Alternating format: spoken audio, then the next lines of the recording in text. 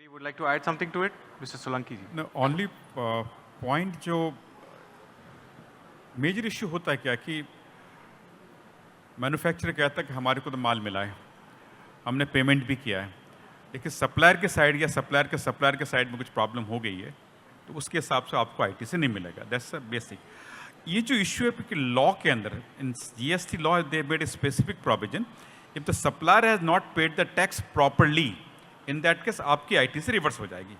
तो क्वेश्चन जो आपने भी आंसर दिया था कि इम्पॉसिबिलिटी. अब मैं बायर हूँ, मालूम मैं मैन्युफैक्चरर हूँ, मैं अपने सप्लायर की दुकान जाके उसके रिकॉर्ड तो चेक नहीं कर सकता है, या उसकी भी सप्लायर के अगेंस्ट में कैसे जा सकता हूँ जाकर के.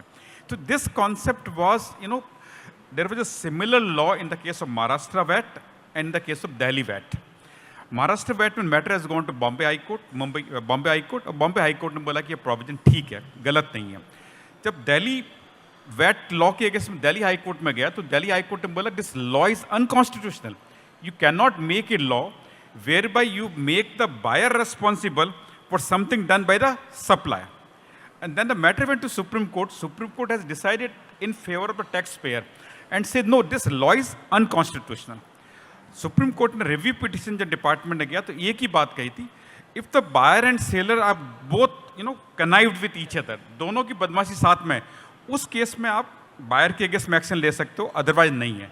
तो मुझे जो मेरा जो पर्सनल व्यू है कि दिस मैटर हाई कोर्ट्स के डिसीजन, कुछ 2 हाई कोर्ट को आए हैं, कुछ और हाई कोर्ट्स, ऑलमोस्ट इंडिया के हर हाई कोर्ट में इशू पेंडिंग पड़ा हुआ कि ये जो जीएसटी में जो लॉ बनाया है वो वैलिड है कि नहीं, कॉन्स्टिट्यूशनल वैलिड है कि नहीं. आई एम क्वाइट कॉन्फिडेंट कि अल्टीमेटली सुप्रीम कोर्ट में 1-2 साल में, 3 साल के अंदर matter should come out and there should be a good decision in favour of tax payer. और जब ये डिसीजन आ जाएगा तब I will say 80-90% problem of the genuine people will be solved only. Thank you. Wonderful, sir.